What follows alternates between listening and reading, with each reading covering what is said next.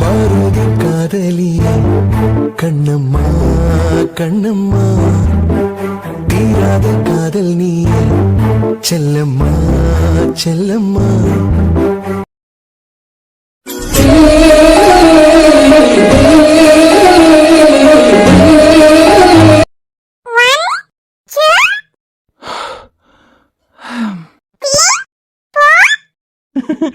Meow meow, அது எப்படி 6க்கு அடுத்து 10 வரும்? 6க்கு அடுத்து 7 தானே வரும்.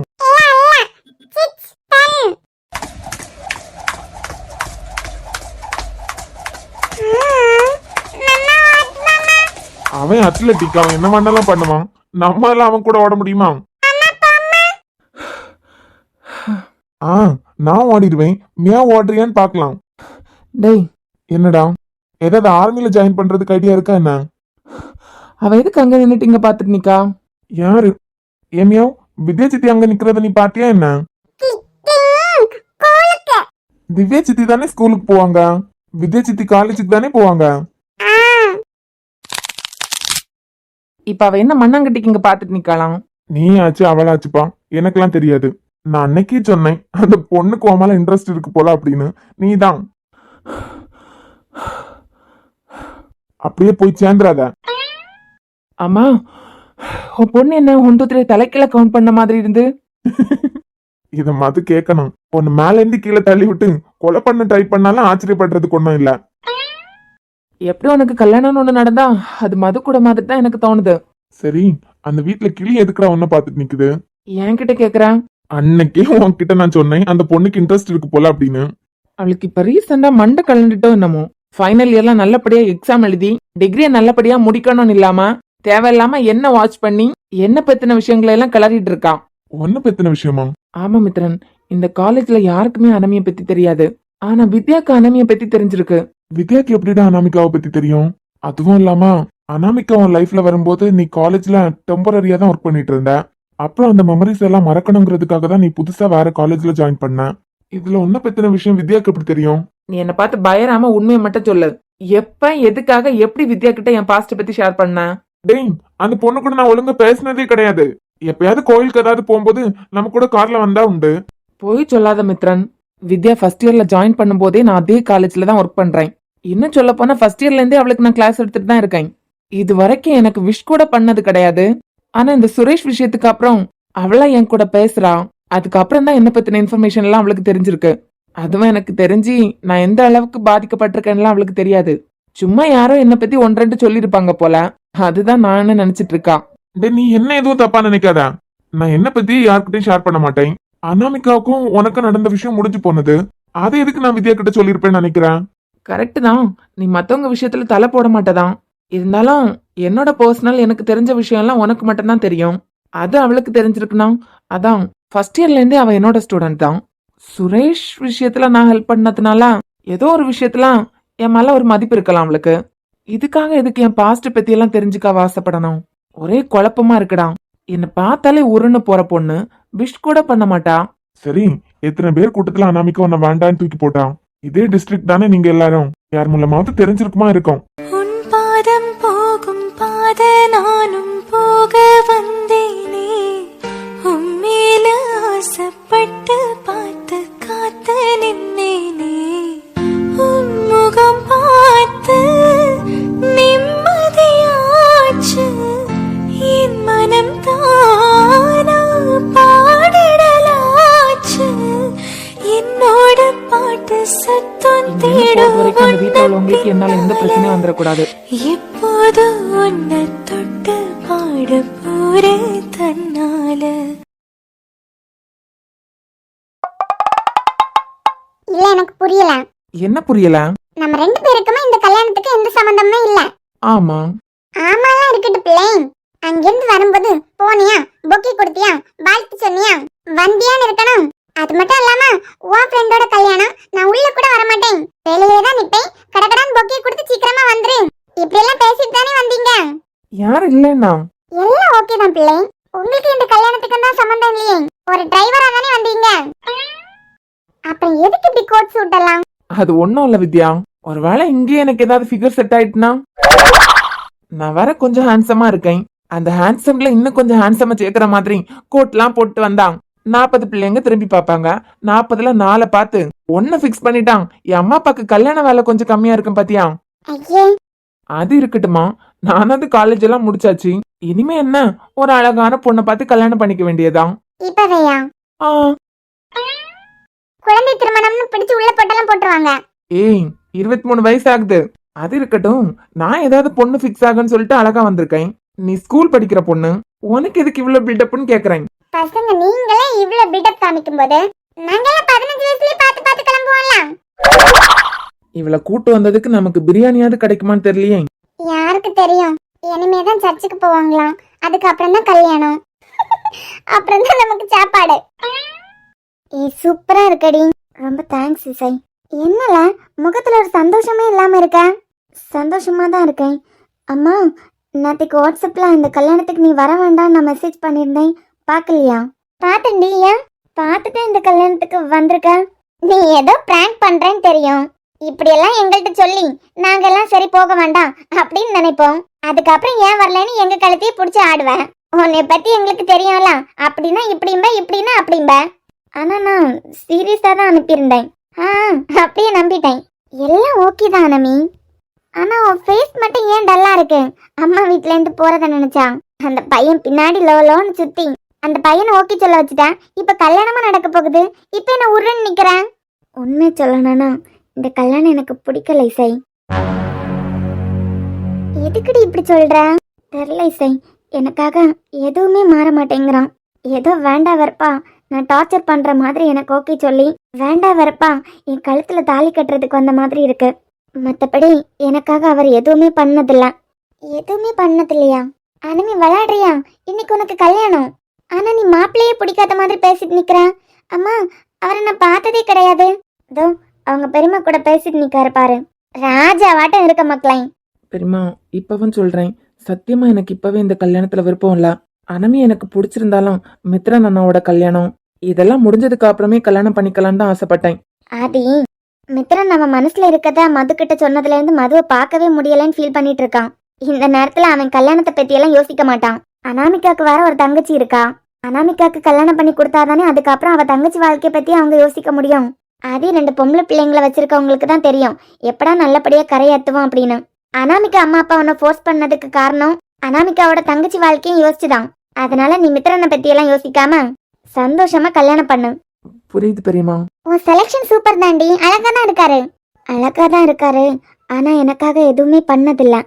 அம்மா, நீ தனியா தான் வந்தியா? இல்ல, என் கூட என் தங்கச்சி வந்தா. அப்புறம் அம்மா கொண்டு விடுறதுக்காக அம்மாவோட அண்ணா கூட வந்தாங்களா? இல்லடி, என் அண்ணாவோட ஃப்ரெண்டு சாம் தான் வந்தாரு. சாம்ங்கிற பையனை தானே உனக்கு பிடிக்கும்னு சொல்லிட்டு இருந்தேன். ஏக்க, சாம் எங்க வெளியே போறானா? நீ எல்லாம் முடிச்சதுக்கு அப்புறம் கூப்பிடுவியா, அதுக்கப்புறம் வருவாராம். ஏய் இசை, உன் மனசுல இருக்கதை எப்ப சாம் கிட்ட சொல்ல போறேன்? அப்புறமா சொல்றேன். எனக்கு அவன் மனசுல இருக்கு, எதை சாம் கிட்ட சொல்ல போறேன்? ஒன்னும் இல்ல வித்யா. ஏய், இதான் என் தங்கச்சி. ஓ, புரியுது புரியுது. இந்த ட்ரெஸ்ல நீங்க அழகா இருக்கீங்கக்கா. ரொம்ப தேங்க்ஸ்மா. ஏய், அழகா தான் இருக்காரு, அதுக்கப்புறம் ஏன் பிடிக்காத மாதிரியே பேசிட்டு நிக்கிறேன்? உனக்காக என்ன பண்ணல அவரு? உனக்கே தெரியும் இசை, நான் கிறிஸ்டின், அவரை ஹிந்து. என் வீட்டுல உள்ளவங்க யாருக்குமே அவர் ஹிந்துவா இருக்கிறது பிடிக்கல. உனக்கு பிடிச்சுதானே லவ் பண்ண? இல்ல, எங்க வீட்டுல உள்ளவங்களுக்கே பிடிக்கல. நம்ம கல்யாணத்துக்கு அப்புறம் கோயிலுக்கெல்லாம் நீங்க போக கூடாது, மொத்தமா சர்ச்சில் மாறிடணும் அப்படின்னு சொல்லியிருந்தேன். அனமி, இன்னைக்கு எங்களுக்கு கல்யாணம். இப்ப கூட அவர் கோயிலுக்கு போய் சாமி கும்பிட்டுட்டு வராரு. எனக்காக இந்த சின்ன விஷயத்த கூட மாத்திக்க மாட்டாரா? ஏய், அவர் ஹிந்துடி, நீ கிறிஸ்டின். உங்க கல்யாணமே கிறிஸ்டின்ல தான் நடக்க போகுது. இன்னும் சொல்ல போனா அவருக்கு 3-4 வருஷம் தாண்டி கூட கல்யாணம் பண்ணிக்கலாம். ஆனா உனக்காக தானே இப்ப உடனே அவங்க வீட்லயும் ஓகே சொன்னாங்க. உனக்காக தானே கிறிஸ்டின்ல கல்யாணத்துக்கு அவங்க எல்லாரும் சம்மதிச்சாங்க. எல்லாமே உனக்காக தான் நடந்துட்டு இருக்கு. இதுக்கு அப்புறமா என்ன உனக்காக? எனக்காக அவர் எதுவுமே பண்ணல இசை, அதுதான் உண்மை. இந்த கல்யாணம் நடந்துட்டுனா நிறைய விஷயத்துக்கு நான் என்ன மாத்திக்கணுமோன்னு பயமா இருக்கு. அனாமிகா, நீ தேவையில்லாம மண்டை போட்டு குழப்பிட்டு இருக்க. நீ பேசுறத பார்த்தா உன்னை பத்தி எனக்கு தெரியல, ஆனா அந்த பையன் உனக்கு கிடைச்சா நீ ரொம்ப சந்தோஷமா இருப்ப. அனமி, நான் ஒன்னு சொல்றேன் கேளு. நமக்கு ஒருத்தங்களை பிடிச்சிருக்குன்னா அவங்களுக்காக நம்ம தான் மாறணும். ஆனா அவர் உனக்கு பிடிச்சதுக்கு அப்புறம் கூட அவருக்காக நீ எதையும் மாத்திக்கல. ஆனா உன்னை அவருக்கு பிடிச்சதுனாலதான் உனக்காக அவர் அவரை மாத்திக்கிட்டு இருக்காரு. அப்படின்னா நான் நேத்தைக்கு கோயிலுக்கு போக கூடாதுன்னு சொன்னதுக்கு இன்னைக்கு போகாம இருந்திருக்கணும் தானே? சரிடி, நீ முடிஞ்ச வீட்டுக்கு கிளம்பு. கிளம்புறது பெட்டர். ஏய், இக்கு உன் ஃப்ரெண்ட் என்ன லூசா? மாப்பிள்ளை யாருன்னு நான் பார்க்கலதான். ஆனா ஒரு பொண்ணுக்காக இவ்வளவு மாட்டிக்கிட்டு இருக்காரு. இவரை போய் பிடிக்கலன்னு அந்த பொண்ணு சொல்லிட்டு போகுது. எல்லாருக்கும் கல்யாணத்துக்கு நீங்க வர வேண்டாம்னு மெசேஜ் பண்ணிருக்கா. இவ பேச்சு நம்பி யாரும் வரல, நான் மட்டும்தான் வந்திருக்கேன். இப்ப கூட என்ன வீட்டுக்கு கிளம்ப சொல்றா. ஏன் தெரியல. இப்படி ஒரு பையன் கிடைக்கிறதுக்கு இந்த அக்கா ரொம்ப கொடுத்து வச்சிருக்கணும். இந்த பையனு கூட இந்த அக்காவால வாழ முடியலன்னா வேற யாரு கூடாலே நல்லபடியா வாழ முடியாது. சரி, சாம் வேற போயிட்டான்ல, நம்ம இவங்க வீட்டுல உள்ளவங்க கூடயே சர்ச்சுக்கு போலாம்.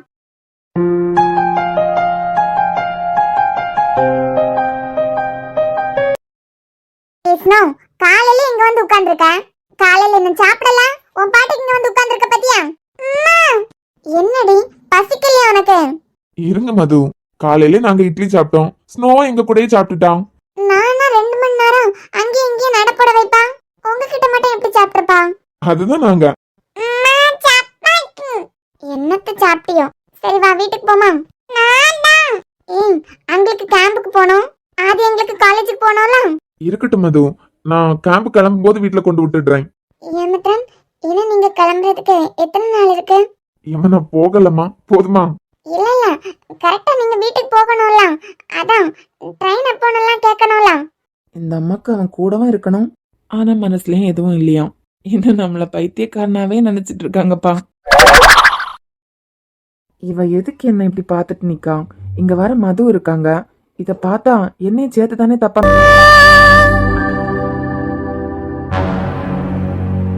எதுக்குடா அவசரமா எங்க 2 பேரும் எங்க கூப்பிட்ட? சாம், உனக்கே தெரியும் 5 டேஸ்க்கு அப்புறம் டெண்டர் ஒன்று நடத்த போறாங்க. என்ன ப்ராஜெக்டா இருந்தாலும் அந்த ப்ராஜெக்ட் நம்ம கைக்கு கிடைச்சே ஆகணும். அது சின்ன ப்ராஜெக்டா இருந்தாலும் சரி, பெரிய ப்ராஜெக்டா இருந்தாலும் சரி, பட்ஜெட் எவ்வளவு வேணா இருக்கட்டும், இந்த ப்ராஜெக்ட் நம்ம கம்பெனிக்கு வந்தே ஆகணும். ஏமாச்சான், இது வரைக்கும் வந்தே ஆகணும் அப்படின்னு எல்லாம் கிறுக்கு வேலை பார்த்ததுல நேர்மையா உண்மையா இருந்தா கண்டிப்பா நம்மளால ஜெயிக்க முடியுங்கிற கொள்கையை வச்சுட்டு இருக்கவே நீ திடீர்னு இந்த ப்ராஜெக்ட் நம்ம கைக்கு வந்தே ஆகணுங்கிற. என்கிட்ட கேள்வி எதுவும் கேட்காதான். அந்த டெண்டர் பத்தி கொஞ்சம் விசாரிச்சிரு. அந்த ப்ராஜெக்டுக்கான கொட்டேஷன் நீங்க 2 பேருமாவே ரெடி பண்ணிருங்க. ஓகே.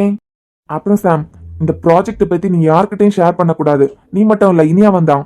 இல்லனாலும் கம்பெனி விஷயம் பத்தி யார்கிட்டயும் ஷேர் பண்றது இல்ல. இப்ப என்ன? இல்லடா, பேச்சு வாக்குல கூட இந்த டெண்டர் பத்தியோ இந்த ப்ராஜெக்ட் பத்தியோ வீட்டுல அரசாங்கக்கிட்ட இல்ல ஆண்டி கிட்ட யார்கிட்டயும் ஷேர் பண்ண வேண்டாம்.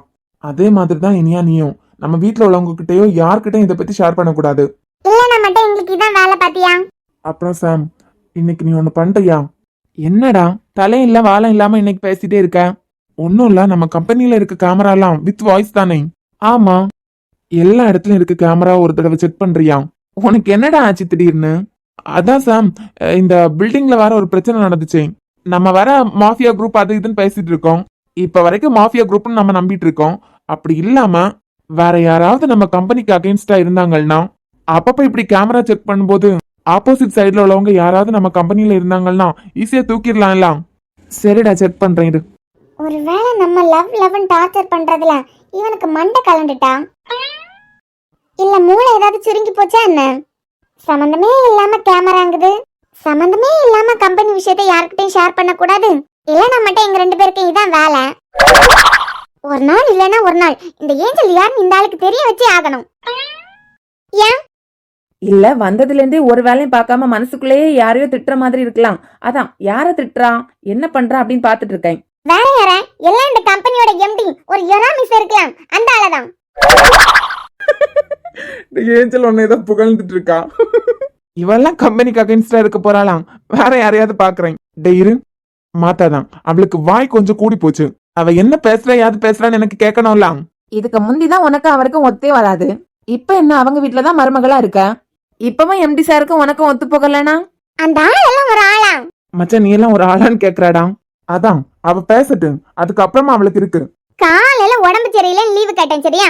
லீவு கேட்டா ஒன்னில் நீ லீவு தரணும், இல்ல தர முடியாதுன்னு சொல்லணும். அதை விட்டுட்டு முதல் லீவு தர மாதிரி தந்துட்டு அதுக்கு பிறகு என்கிட்டே வந்து லீவ் எல்லாம் கேன்சல். உனக்கு ஒழுங்கு மரியாதை இன்னைக்கு ஆபீஸ் வந்து ப்ராஜெக்ட் நிறைய முடிக்க வேண்டிய வேலை இருக்கு அப்படின்னு கூட்டு வந்துட்டாரு.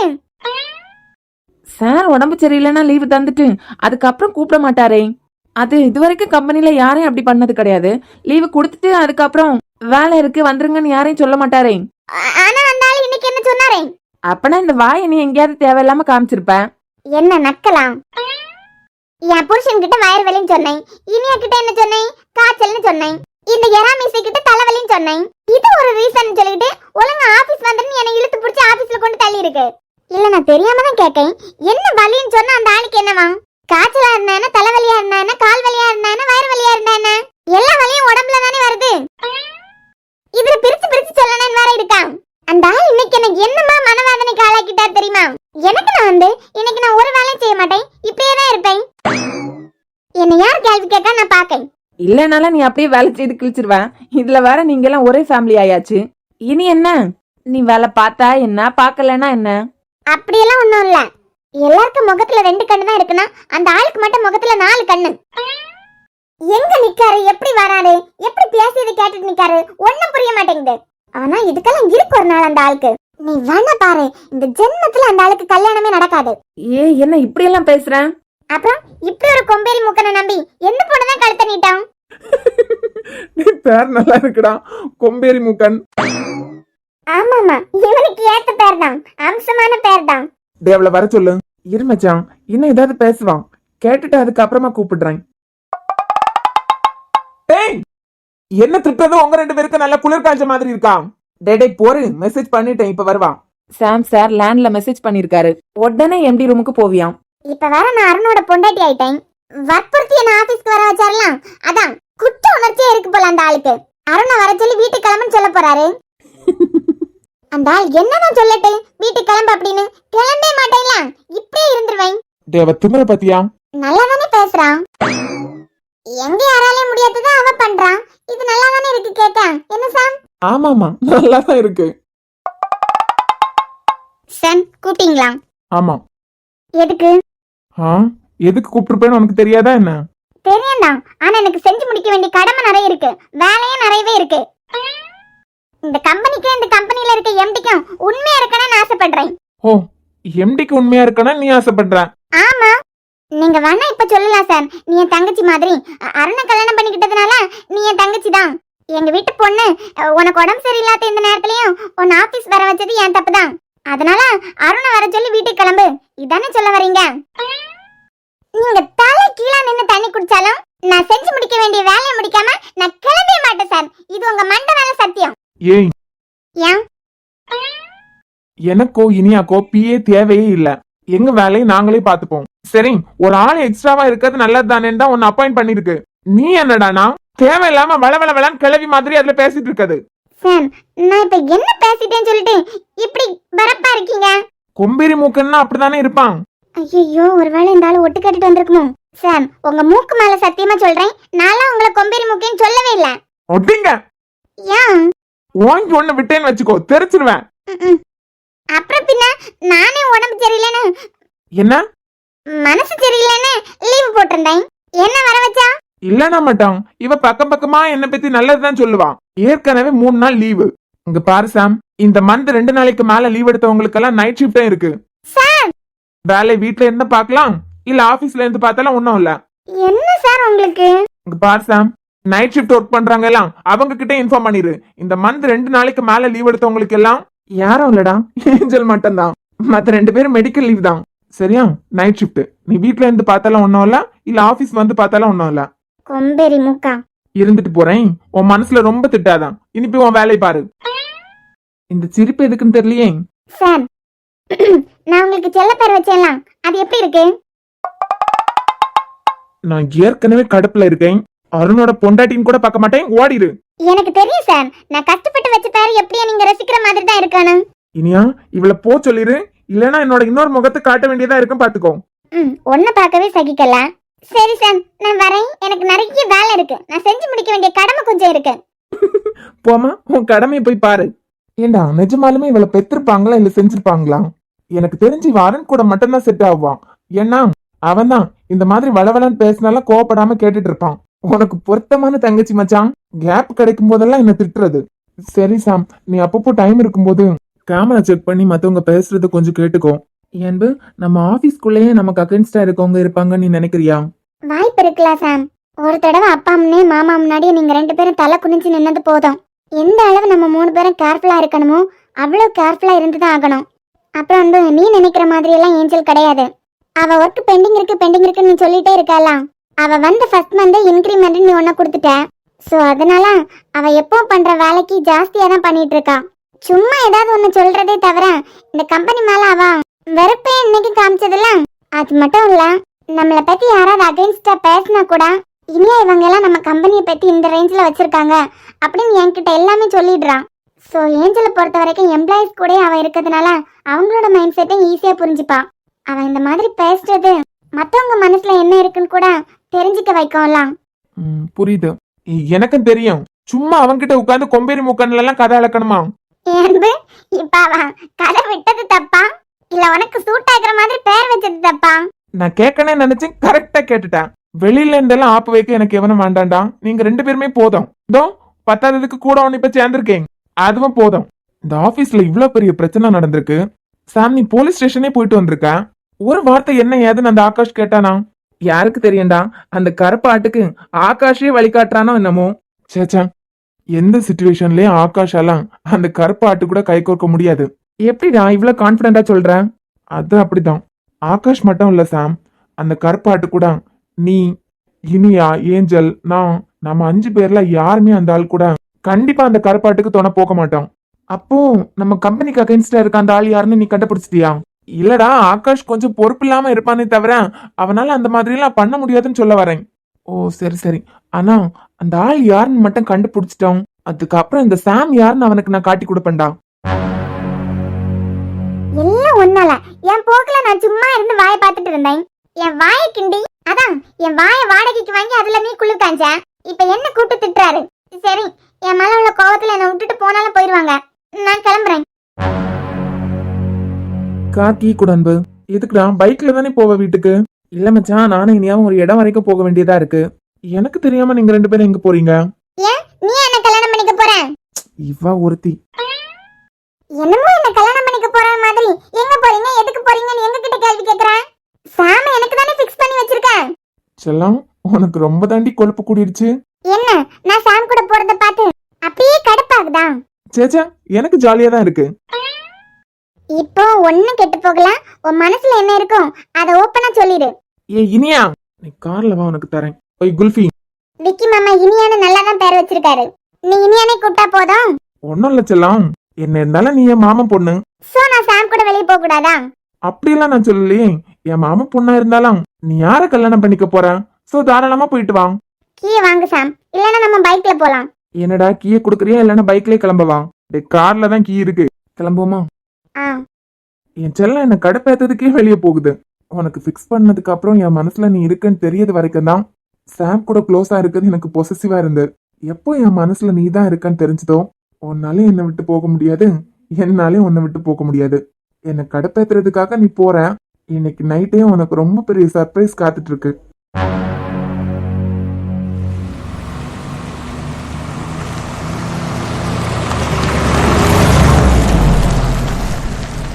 சாம் எனக்கு ரொம்ப பயமா இருக்கு சாம். எப்படி எடுத்துக்க போறாங்க? நம்ம சொல்றத புரிஞ்சுப்பாங்களா? இல்ல அதுக்கு எப்படி ரியாக்ட் பண்ண போறாங்க? இதெல்லாம் யோசிக்கும் போது பயமா இருக்கு. நான் பேசிட்டே வரேன், நீ கண்டுக்காம இருந்தா என்ன அர்த்தம்? என் வாயில இருந்து நீ நல்லா வாங்கி கட்டிட்டு போயிடாத இனியா. வேற வேலை விட்டு இல்லாமல நான் இவ்வளவு ரிஸ்க் எடுத்துட்டு இருக்கேன். ஏன் அவனை என் மேல கோவப்படுறான், நீ என் மேல கோவப்படுற? அன்பு விஷயத்துல சரியான எமோஷனல் ஃபூலா இருக்க. இவ்ளோ பிளான் பண்ணதே அவனுக்கு தெரியக்கூடாது. ஏதாவது சிச்சுவேஷன்ல அவன் மனசுல இருக்கிறது வெளியே வரும்.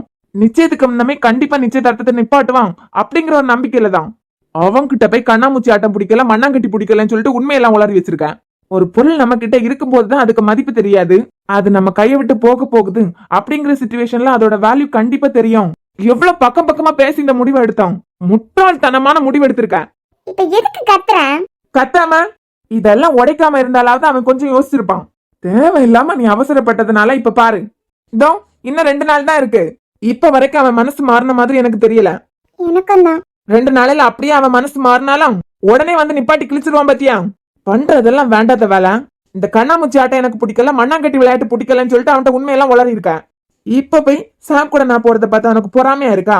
பொசசிவா ஃபீல் பண்றியான்னு கேட்டா? ஏன் நான் ஒன்ன தலை குனிய வச்சிட கூடாதுங்கிறதுக்காக தானே உண்மையெல்லாம் சொன்னேன். கடுப்ப கிளப்பி இறக்கி விடு, நான் கிளம்புறேன். இப்போ எப்படி அவங்களுக்கு புரிய வைக்க போறோம்? நீ தான் பேசியே நல்லா புரிய வைப்பியே இனியா. அன்பு கிட்ட பேசியே புரிய வச்சிருக்க. இதுல எங்க அம்மாட்ட மட்டும் பேசி புரிய வச்சிட மாட்டியா என்ன? பேசியே புரிய வச்சிரு. கிண்டல் பண்ணாதானா? அட முதல்ல என் மருமக வீட்டுக்கு வந்திருக்கா, உள்ள வாமா. இல்ல அங்கிள், எத்தனை தடவை இந்த வீட்டுக்கு வந்திருக்கேன். எத்தனையோ தடவை வந்தாலும் எங்க வீட்டு மருமகளா இப்பதானே தடவை வரேன். அதுவும் என் பையன் கூட ஒன்னா வச்சு பார்க்கும்போது அம்புட்டு அம்சமா இருக்கு. பேசு, நீ தான் பேசியே புரிய வைக்கிறாளாச்சே. ரொம்ப பண்ணாதானா? என்னம்மா, காஃபி குடிக்கிறியா இல்ல ஜூஸ் குடிக்கிறியா? ஐயோ அங்கிள், அதெல்லாம் எதுவும் வேண்டாம். நாங்க ஆண்டியை பார்த்து பேசிட்டு போலான்னு தான் வந்தோம். அவளை பார்த்து பேசுறதுக்கு என்ன இருக்கு? இனியாக்கு அன்பு மேலதான் உயிர். சாம் இன்னமும் இசைய நினைச்சிட்டு தான் இருக்கான். இந்த நேரத்துல அவளை பார்த்து பேசணும்னா வேற ஏதாவது இடக்கு மடக்கா இவங்க ரெண்டு பேரும் யோசிச்சிருக்காங்களா? எதுக்காக வந்திருக்காங்க நம்ம தெரிஞ்சுக்கிட்டாதான் இந்த கல்யாணம் நிக்காம நல்லபடியா இந்த கல்யாணத்தை முடிச்சு வச்சு இவளை நம்ம வீட்டுக்கே வர வச்சு இனியா. ஏப்பா, அம்மா இல்லையா? நானும் வீட்டுக்கு வர நேரம் ஆளை வீட்டுல காணும். என்னம்மா, ஏதாவது முக்கியமான விஷயமா பேசணுமா? ஆமா அங்கிள், ரொம்ப முக்கியமான விஷயத்த பத்தி ஆண்டி கிட்ட கொஞ்சம் பேசணும். அதான். என்னன்னாலும் என்கிட்ட சொல்லுமா. அவகிட்ட சொல்றதும் என்கிட்ட சொல்றதும் ஒண்ணுதான். அம்மா வந்ததுக்கு அப்புறமே பேசலாம். ஏதாவது சொல்லி சமாளி. இல்ல சாம், ஆண்டி கிட்ட சொல்றதை விட அங்கிள் மூலமா ஆண்டி கிட்ட சொல்லும்போது கண்டிப்பா அங்கிள் உங்க அம்மாக்கு புரிய வைப்பாங்கல்ல. நான் தான் சொல்றேன் இல்ல, அம்மா வந்ததுக்கு அப்புறமே சொல்லிக்கலாம் அப்படின்னு. எனக்கு நம்ம உங்க அம்மா ரொம்ப வருத்தப்படுவாங்க. அங்கிள் மூலமா ஆண்டிக்கு தெரியும் போது கண்டிப்பா புரிஞ்சுப்பாங்க சாம். அப்புறம் உன் விருப்பம். என்ன இனியா, இந்த கிழவனுக்கு தெரியக்கூடாததுன்னு ஏதாவது சொல்ல போறியா என்ன? அதெல்லாம் ஒண்ணும் இல்ல அங்கிள், உங்ககிட்ட சொல்லக்கூடாததுன்னெல்லாம் ஒண்ணும் இல்ல, சொல்லிடுறேன்.